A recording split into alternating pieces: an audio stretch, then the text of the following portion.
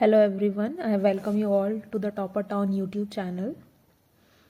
I hope आप लोग बहुत अच्छे होंगे, आप लोग की पढ़ाई बहुत अच्छी चल रही होगी। तो मैं आज आप लोगों का स्वागत करती हूँ हमारे इग्नू की MED 002 सस्टेनेबल डेवलपमेंट वाली सीरीज़ में, जिसमें आज हम एक नया टॉपिक लेकर आए हैं आप लोगों के साथ, जिसमें हम लोग डिस्कस करेंगे इंटर जनरेशनल और इंट्रा जनरेशनल के बीच में क्या डिफरेंस होता है और उसके क्या क्या हम एग्जांपल्स दे सकते हैं। और फिर हम इसके साथ साथ ये देखेंगे कि जो जेंडर डिस्पैरिटी है वो एनवायरमेंटल प्रोटेक्शन को और सस्टेनेबल डेवलपमेंट को कैसे हैम्पर कर रही है, इस बात को हम लोग देखेंगे। तो चलिए स्टार्ट करते हैं। सबसे पहले हम देखते हैं कि इंटर जनरेशनल इक्विटी क्या होता है। तो इंटर जनरेशनल इक्विटी के बारे में हम बात करते हैं तो हमें ये चीज़ देखते हैं कि ये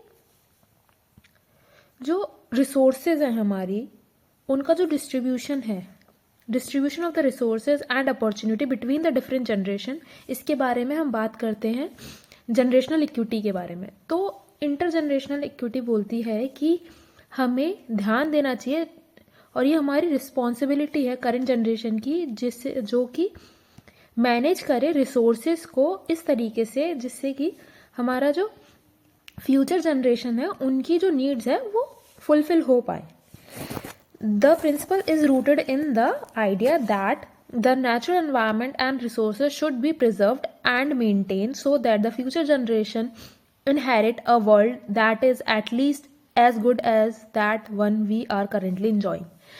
इसका सीधे सीधे कहने का मतलब ये है कि इसका प्रिंसिपल ये मानता है कि जो नेचुरल जो एनवायरनमेंट है और जो रिसोर्सेज हैं वो हमें इतने प्रिजर्व और मेंटेन करके रखने चाहिए जिससे कि जो हमारी फ्यूचर जनरेशन है उसको एटलीस्ट ऐसा एनवायरनमेंट और ऐसा वातावरण मिले जिससे जितना इस टाइम पे है हमारे पास, एटलीस्ट इतना तो मिले, उससे ज़्यादा डिग्रेड ना हो। ठीक है। और इसका एक एग्जांपल हम लोग ले सकते हैं कि जो कार्बन एमिशन है उनकी जो पॉलिसीज़ हैं हम लोग उसको अच्छे से देखें, जैसे कि कार्बन एमिशन ज़्यादा ना हो और एनवायरनमेंट को ज़्यादा फ़र्क ना पड़े, लॉन्ग टर्म इम्पैक्ट ना पड़े, उससे रिड्यूस कर सकें हम उन सब चीज़ों को। ऐसे एक्शंस लें जिससे कि ग्रीन हाउस गैस एमिशन कम हो और जो करंट जनरेशन है उसकी जो वर्किंग कैपेसिटी है उसको बढ़ाए, पर एनवायरनमेंट का जो डिग्रेडेशन ना हो। ठीक है। और जिसकी वजह से फ्यूचर जो जनरेशन आने वाली है उसकी क्वालिटी लाइफ पे बिल्कुल भी फ़र्क ना पड़े। तो अब हम आगे बात करते हैं इंट्रा जनरेशनल इक्विटी के बारे में। उसमें क्या बोलता है, ये डील करता है कि जो हमारी करंट जनरेशन है उसके पास फेयरनेस हो, मतलब वो जो रिसोर्सेज हैं, जो अपॉर्चुनिटी का जो डिस्ट्रीब्यूशन है, जो लोग आज जी रहे हैं उनके पास इक्वली हो, चाहे वो कोई सी भी सोशल बैकग्राउंड से बिलोंग कर रहे हो, रेस से हो, जेंडर से हो। बस ये चाहता है, the goal is to ensure that everyone within the same generation has access to basic needs, opportunity and ability to contribute to and benefit from the societal progress। इसका कहने का मतलब यही है कि जो अभी प्रेजेंट जनरेशन है, जो हम सब सेम जनरेशन के हैं, उनके पास बेसिक नीड हो, अपॉर्चुनिटी हो, सबके पास इक्वल हो, जो भी चीज़ें हैं, जो भी एनवायरनमेंट का हमें देता है वो सब चीज़ें लोगों के पास इक्वल हो, जिससे सभी लोग उस चीज़ का बेनिफिट उठा सके और सोसाइटी का प्रोग्रेस हो।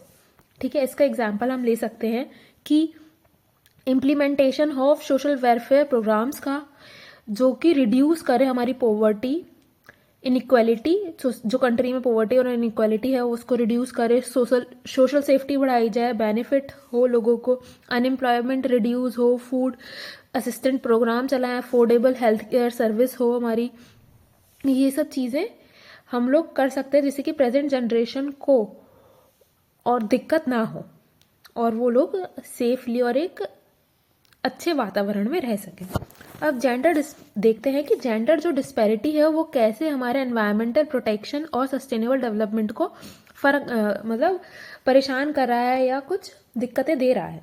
ठीक है। जेंडर डिस्पैरिटी पहले देख लेते हैं वो होता है कि gender disparity often manifest in unequal access to the resources, decision making powers and opportunities between men and women।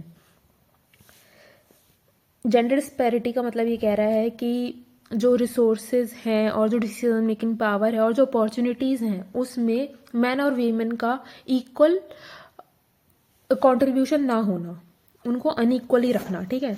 तो this disparity on significant impact on environmental protection and sustainable development.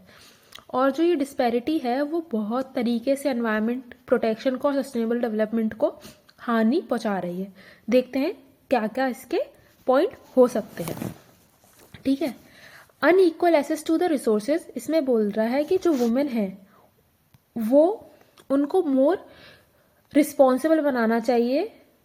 वो सिर्फ हाउस होल्ड रिसोर्सेज को manage करने के लिए नहीं बनी, वो हाउस होल्ड में भी इतनी सारी चीज़ें कर सकती हैं और जो एनवायरनमेंट है उसको सेव कर सकते हैं, जैसे कि वो वाटर सेव करें, फ्यूल सेव करें और उनका जो कंट्रीब्यूशन है सोसाइटी में वो बढ़े, ठीक है। Such as clean energy resources उनको मिले, उनको ग्रीन गैस प्रोवाइड की जाए, है ना, डिफॉरेस्टेशन ना हो। और जैसे जो वुमेन जाके लकड़ियाँ कलेक्ट करती हैं उसकी वजह से डिफॉरेस्टेशन होता है, इससे अच्छा हम लोग ग्रीन गैस लेकर आए, गोबर ईंधन से का जो प्रोग्राम है वो चलाएं और सॉइल इरोजन को मतलब जो रिसोर्सेज है सॉइल इरोजन जो हो रही है उसको हम कम करने की कोशिश करें।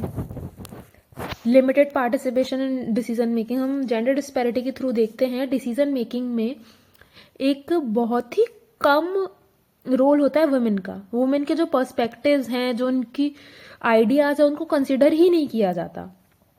और एनवायरनमेंट की जो पॉलिसीज़ हैं और जो प्रैक्टिसेस हैं उनमें वुमेन का पार्टिसिपेशन करना एक इम्पॉर्टेंट पार्ट हो सकता है, क्योंकि वुमेन के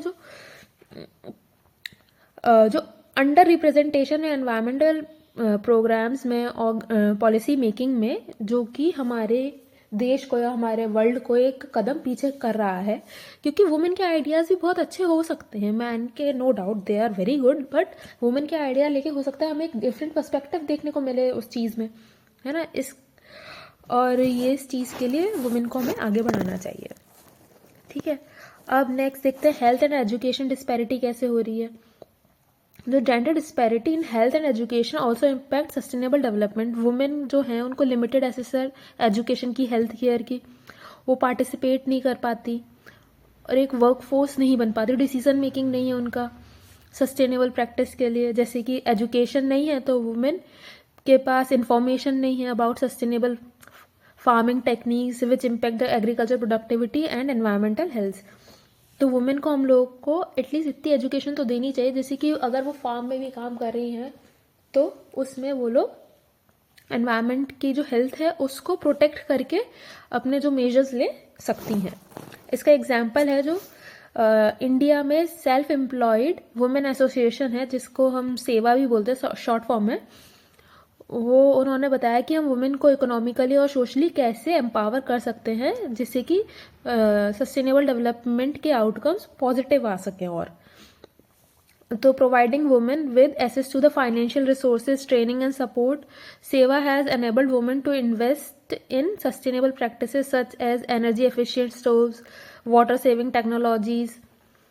the empowerment has not only improved the wellbeing of women but has also contributed more sustainable environmental practice. अगर एक घर की औरत पढ़ी लिखी होगी या उसको ये सब चीज़ों के बारे में पता होगा कि सस्टेनेबल कैसे बन सकते हैं, कैसे पैसे बचा सकते हैं, या जो एनवायरनमेंट है उसको कैसे बचा सकते हैं, तो एक घर ही बहुत अच्छे से चलेगा। अगर एक घर अच्छे से चलता है तो देश भी आगे बहुत अच्छे से चल सकता है, हम ये कहना चाहते हैं। कंक्लूजन में यही कह सकते हैं कि मतलब जो पूरा हमने अभी तक पढ़ा उसके बारे में हम कंक्लूजन में यही बोल सकते हैं कि इंटरजनरेशनल इक्विटी फोकस करता है हमारे जो फ्यूचर जनरेशन में उसकी रिसोर्सेज के लिए, ठीक है, उनके पास सफिशिएंट रिसोर्सेज हो, अपॉर्चुनिटी हो। लेकिन इंट्रा जनरेशनल क्या कहता है कि जो करंट जनरेशन है उसके पास भी अनइक्वल डिस्ट्रीब्यूशन ना हो, सबके पास इक्वल अपॉर्चुनिटी और रिसोर्सेज हो, चाहे वो किसी भी कास्ट, जेंडर और सोशल बैकग्राउंड का हो। और जेंडर डिस्पैरिटी से जो एनवायरमेंटल प्रोटेक्शन और सस्टेनेबल डेवलपमेंट पे फ़र्क पड़ रहा है, उसमें हम एक काम कर सकते हैं कि वुमेन को एक प्रॉपर एसेस और रिसोर्सेज के पास और डिसीजन मेकिंग में उनकी पार्टिसिपेशन हो और अपॉर्चुनिटी उन्हें इक्वल ही मिले, सो दैट आगे वो बढ़ पाए। तो ये सब हमने पढ़ा, देखा हमने सस्टेनेबल डेवलपमेंट के इस टॉपिक पे।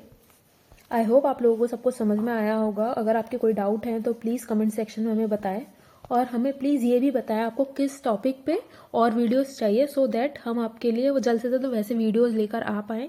और अगर आपको ये वीडियो समझ में आता है या आपको पसंद आता है तो प्लीज़ लाइक शेयर सब्सक्राइब अपने दोस्तों को शेयर करें, सो दैट ये वीडियो और लोगों तक पहुंच पाए जिन लोगों को इसकी नीड है।